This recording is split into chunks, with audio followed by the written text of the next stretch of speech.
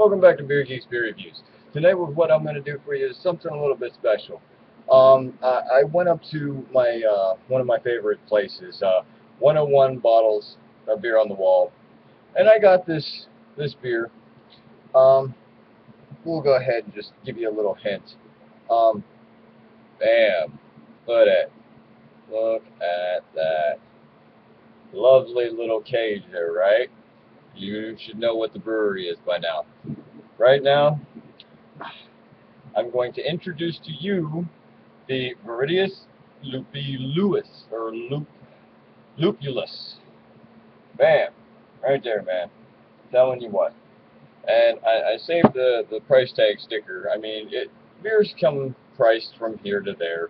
But from 101 bottles of beer on the wall, let's see if I can't get this to focus in right there. Wah, wah. Not gonna happen, is it? Let's see if I can't get it to focus in a little bit better. Nope. Anyway, it says 101 bottles, $9.99. I have also heard this beer in Ohio be priced at $8.99. I don't know. I don't mind paying $10 for said bottle. This is going to be a treat. So let me try to go ahead and get this twisted open. Oh, here we go.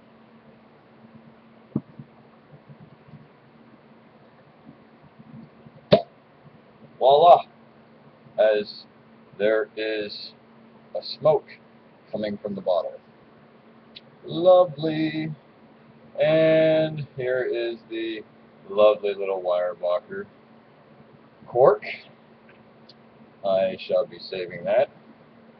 And what's nice about this bottle here is that I don't think it will focus in on it, but right here on the bottle you can see the little black ink. I know you can see it from there because I can see it right there.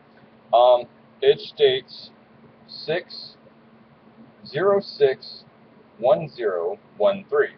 So I'm anticipation. This is been bottled on the 6th month on the 10th day of this year, and it states to 10 of 13. So used by said October 10th. Here is our fresh little glass, freshly cleaned, and here comes a pour.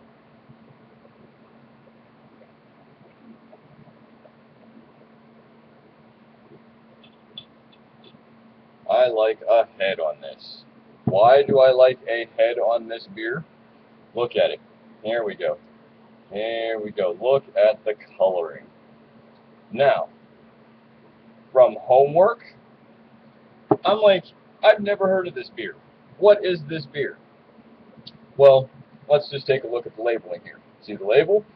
Okay, so I see the wolf, I see the hop cone. I'm guessing that this is a summer IPA. Well, upon further looking, this is a 7.5% new addition to their seasonal release.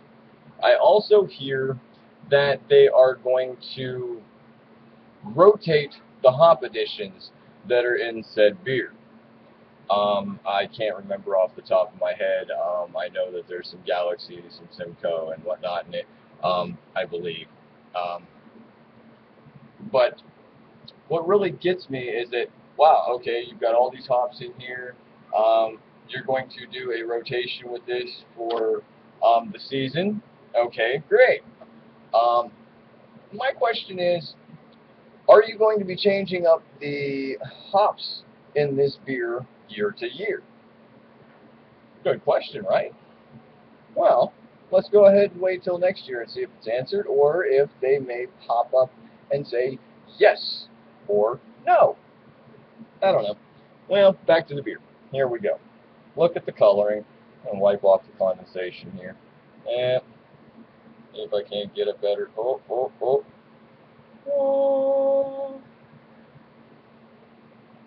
Man, if that's going to be the heavenly light, man, I'm going into the tunnel. I'm telling you what. Anyway, I just pulled this out of the refrigerator, so it is still chilled. It is unfiltered. Can't see through it. Anyway, what I didn't understand is that there's no other information on this bottle whatsoever. There is some residuals down at the bottom of here. I mean, you can actually see them resting at the bottom there. The head I let dissipate a little bit there. Coloring's beautiful. I'm gonna call that like an apricot orange color. You know, sunset orange. Blah blah blah blah blah. The head, you can simply tell just by the coloring that this is going to be a decent hoppy beer. It is very rocky up on top, and about a thumb's worth. Stir it up a little bit, get them juices flowing. Big hops. Really big hops. Lots of grapefruit, pineapple, papaya, very resinous smelling. Very citrusy, very tropical fruit notes. You know, the general scent of a really well-made IPA. But let's go ahead and find out if it is a very well-made IPA.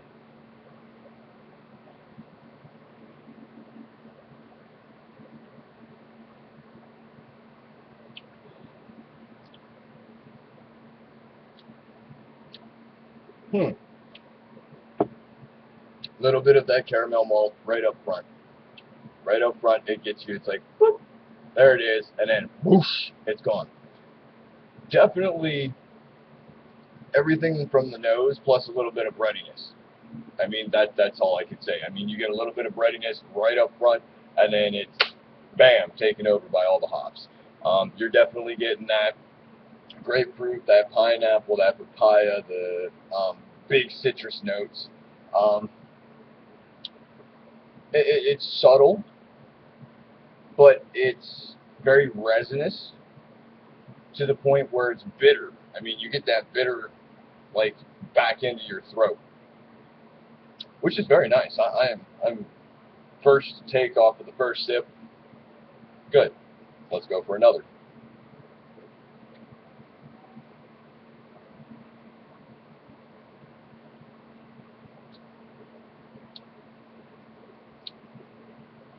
Again, it's what I really like and enjoy about this beer so far is that it's not overwhelming. It's nowhere near like said double IPAs or even triple IPAs, to where they're big, malty, hoppy, and cloying. This one, it's, how can I say this? The hops are there. They're not overwhelming. They're very well put. At the same time, yet they are citrusy, bitter. I mean, you got the tropical, the citrus, the resin, and the bitter. They're all there. And what I really like is the controlled release to me of the caramel body or the malt body. It's like it stays with it even in the back notes. I mean, you get it right up front, and then you get another wash through somewhere around the middle of the mouthfeel, and then it's dissipated by the time it hits the back end because the bittering takes over. So, I would say this is out now. I've heard it's been out for a little while, even by the bottle dating. I will sit there and say, go out, seek it out, find it. It is a very good one. Don't expect too much from this, but expect enough. With that said, I'm going to go ahead and get up out of here, and I'm going to enjoy the rest of this bottle. So, if I have to give a rating to this, I would say a solid B+. Why do I say B+? Because it could be more. So, let's go ahead and wait and see what next year's installment of this beer is going to entail. With that said, Viridis Beer Reviews, signing out. Have a good evening, stay safe, drink responsibly.